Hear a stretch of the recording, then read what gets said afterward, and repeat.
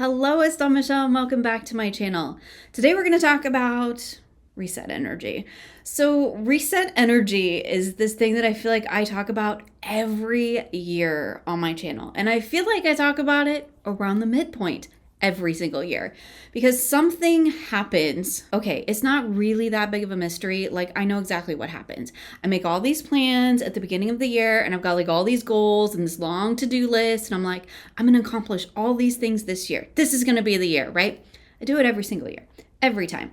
And then what happens is I keep adding to the list. So I've got these like big projects going on where it's like books or big video series or things like that, long-term projects that take a long time to do. Some of these are projects that are carried over from the year before. And so I'm still working on them, still trying to make progress on them. And then what happens is while that's all going on in the background, I add to the pile. Continually, all the time. Now, sometimes these are small things that I add that I'm like, yeah, I can reasonably get that done in a week or 2 weeks or whatever it is. And some of it is big projects that I add. Now with the smaller projects, like that's totally fine because like I can sneak a little, a video in or sneak an extra little bit of writing in here and there. And that's all fine and great, but that also means my bigger projects just keep getting shifted, right? I'm still making progress on them. I'm still working on them, but they keep getting shifted back further and further and further. It creates this sense of like overwhelm in a sense. Burnout is not quite the phrase for it because burnout for me is a very different sort of energy. Burnout is like, I'm going to drop the mic and walk away because I've had enough. I can't anymore. I'm tired. I'm out of ideas, out of energy, whatever it is. That is a very different space to be in for me.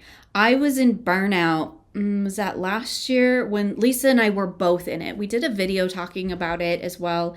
We were both in burnout, and that is where we found gaming together. And that was our answer to burnout. It's still our answer to burnout. So burnout for me is mic drop, I'm done, I'm about to walk away.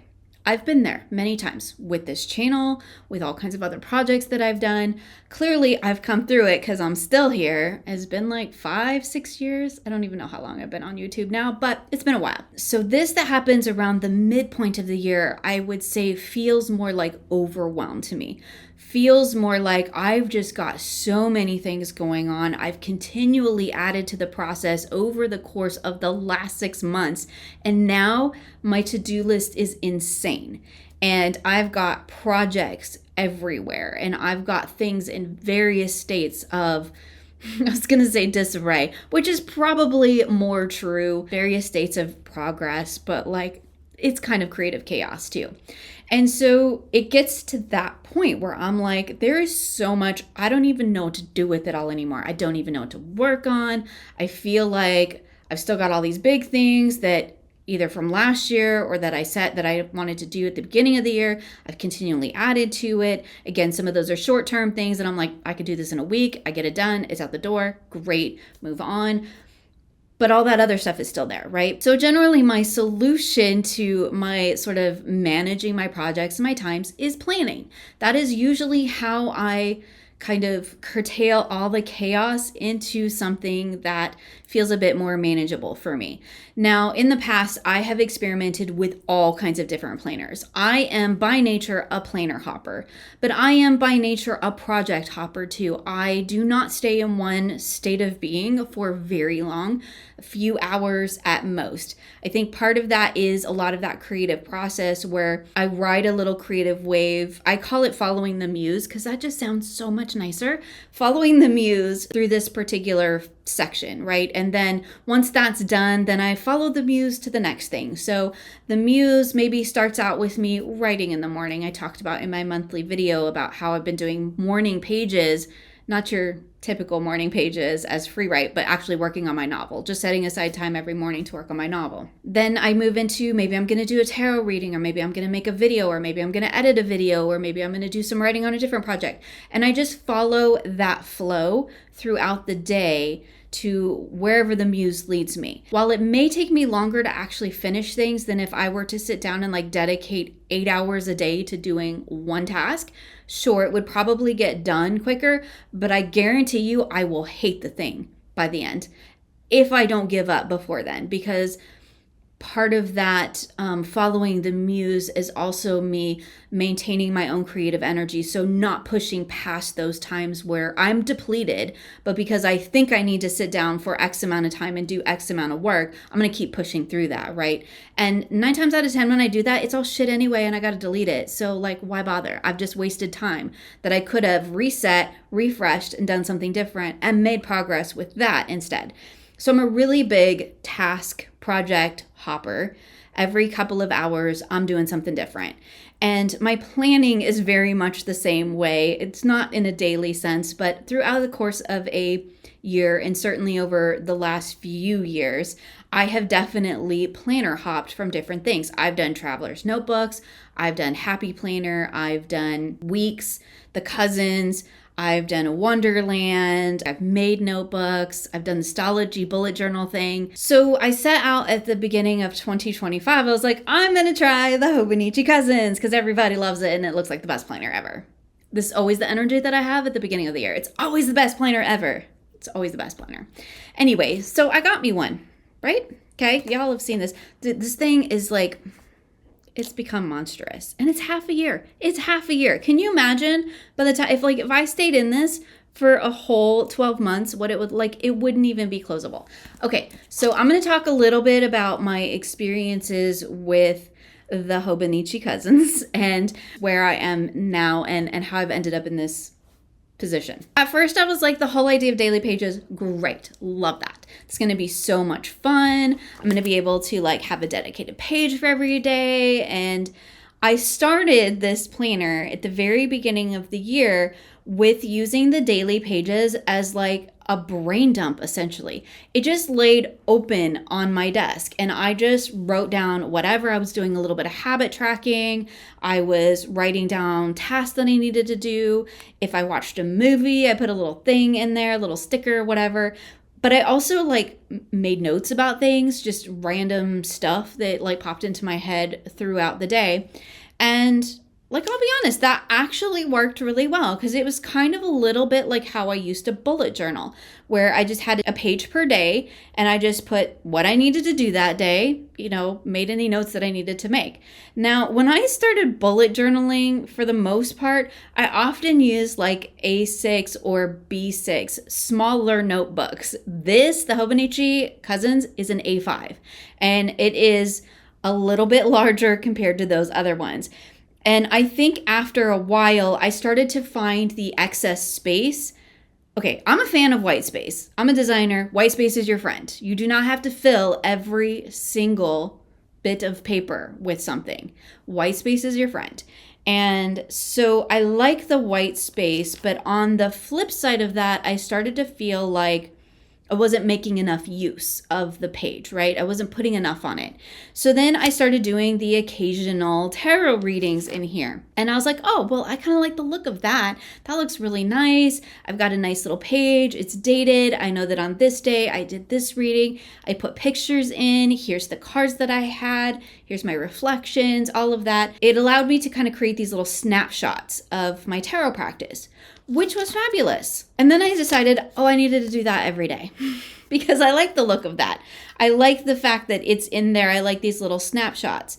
And so then I started turning the daily pages into my tarot journal, which on the one hand was great if I could manage to leave pages blank on the days that I didn't actually do a full-blown reading. And that became a tripping up point for me because I was like, I don't like blank pages. It feels unfinished. I might as well just chuck the whole book because now I've skipped something. I've missed a part. It's not complete. I did it wrong.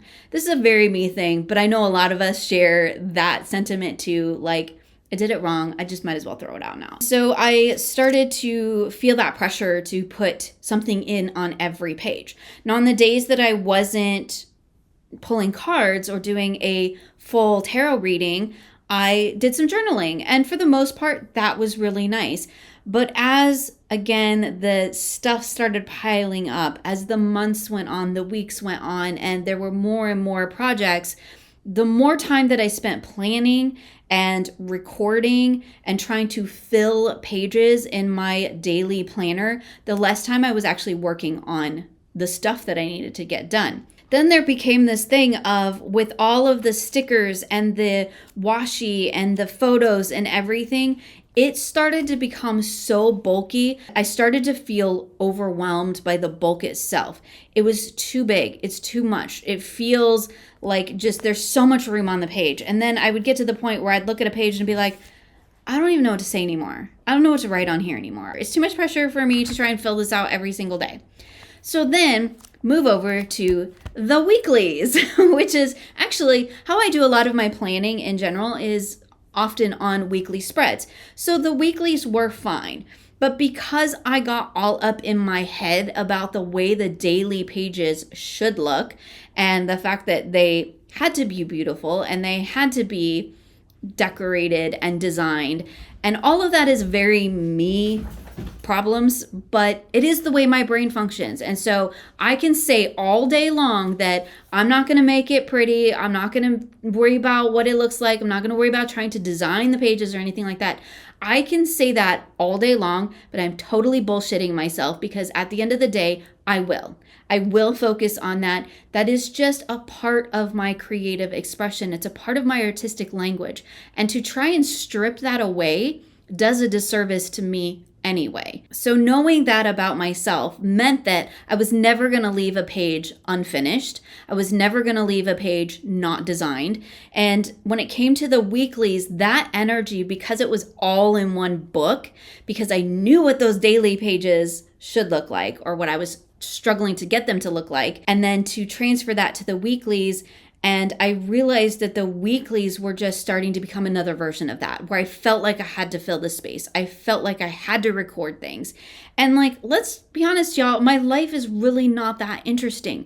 My days are very, very similar. And so I found that I was just repeating the same thing over and over and over again. Or, you know, it's another game screenshot, or it's another book I read, or whatever. While that's all fine and dandy, it's great when I have time to do that, but it becomes a hindrance when I don't, because I still feel the pressure to do it, even though perhaps I had an insanely busy week and I've got a bunch of tasks that I need to do, and I don't have time to sit here and go through screenshots and find them and put them in just so I can fill blank space in my planner. Like, that is a complete time suck, and I don't need to be spending my time doing that, because it doesn't really serve me in any way, shape, or form. That is me filling space, which is a very different energy than we took this amazing walk and I took this picture of this flower and I want to record it and I want to put it in my planner because I want to remember it. That's a different sort of energy. When I found that I was just filling space just to fill space, that's a red flag for me. That is you are no longer working in alignment with the planner. You're letting the planner become a source of anxiety. So I also found in the weeklies that I'm doing this gamify my life thing as well, but I was duplicating information. Essentially, I was filling out the things that I was doing, like literally cataloging my life project by project, and I was marking those in alignment with the color that corresponds to it in my Gamify. That's all great, but then I would go back into my Gamify planner, because it has its own, and basically duplicate that information. And I started to realize that, like, that's a whole step I just don't need. I have a planner dedicated to Gamify. I could just be using that and not reinventing the wheel every single week. I was also doing that with my Gamify readings. I'd write the readings in the quest log, and then I'd come back and I'd write it into the daily pages in my Hobonichi Cousins. And that is just a ridiculous amount of extra work that I do not need to be doing, because I don't have time, for one. And for two, I also think that repetitiveness for me breeds burnout. That is how I end up in the mic drop, I'm going to walk away, not do this anymore. And so I started to realize that I was having all these anxieties around planning. And planning for me is supposed to minimize the anxiety. It's supposed to help me feel like I've got control over all of these projects that I've got going on, over the things that I'm doing, where I'm spending my time.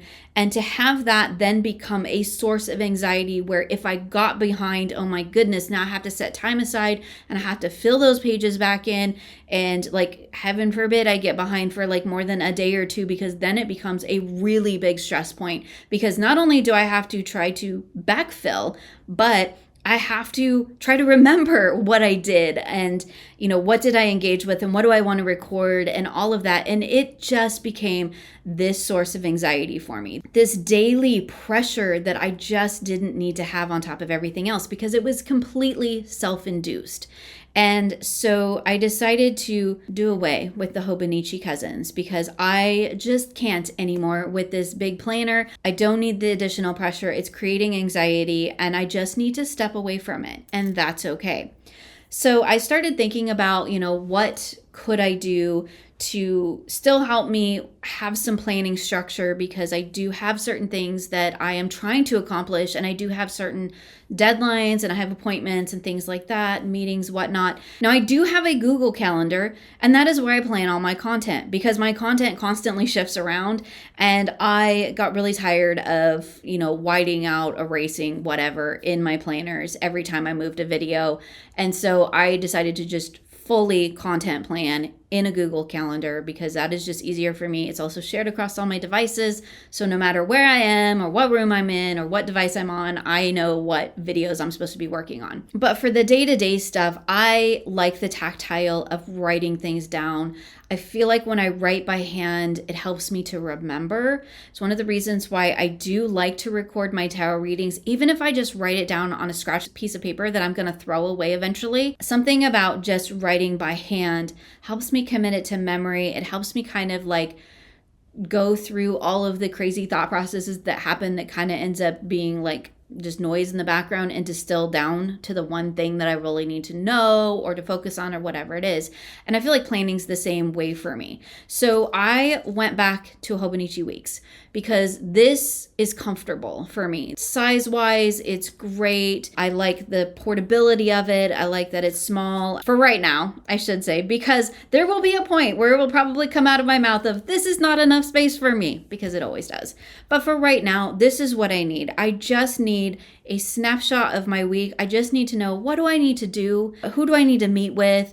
And what am I trying to accomplish this week? That's all I need to know. As lovely as it sounds to record my every waking moment and my every card pull and all of that. Like I just literally don't need to. I've actually been using a combination of the weeks for my planning and Instagram, if I'm being perfectly honest, as sort of like a tarot journal.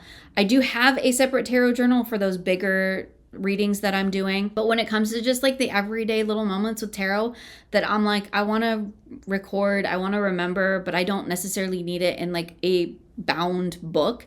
I don't need to make a sacred archive of it. I just want it somewhere. So I've been using Instagram for that and just posting little moments with my cards and things like that on Instagram. Sometimes it's moments from my life on Instagram.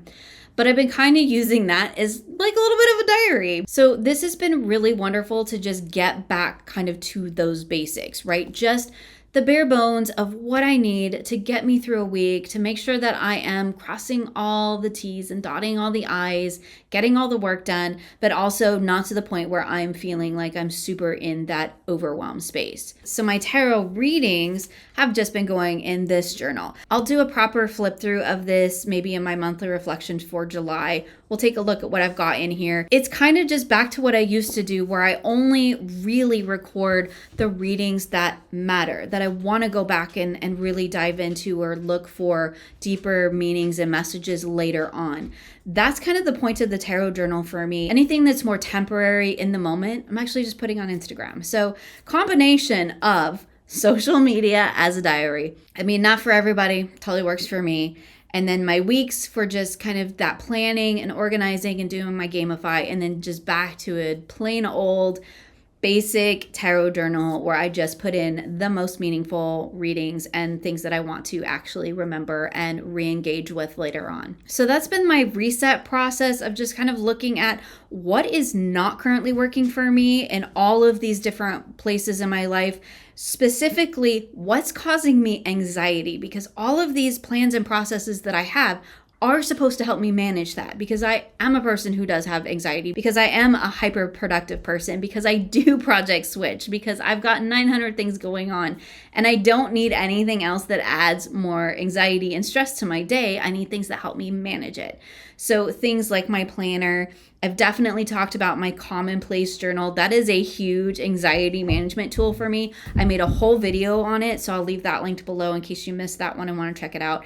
That is just a play place for me to work through any thoughts, processes, issues, and kind of just journal through anxiety moments, or sometimes just if I just need to take a break. It's great for that too. So that's been my whole process of coming through this mid-year sort of reset energy. I'm feeling much better about my projects and my plans moving forward. I'm feeling like things are a bit more in control. Not having the giant Hobonichi cousins like haunting me on my desk has been huge. It is just living in the closet and I'm just letting it hang out there.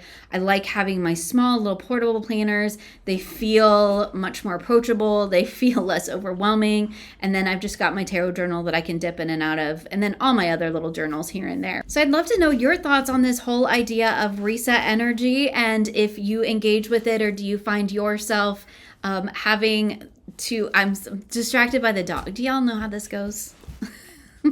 I'd love to know how you all feel about reset energy, and if you engage with it, and if you find that this happens for you around the mid part of the year. I'm very distracted now because how can you not be? A giant puppy in the way. Okay, so I'm going to leave it here because clearly the dog needs some attention, and that always has to be a priority, right? I hope that you all enjoyed this video. Again, as always, links below for anything I can link to. Let me know your thoughts in the comments, and I look forward to sharing with you again soon.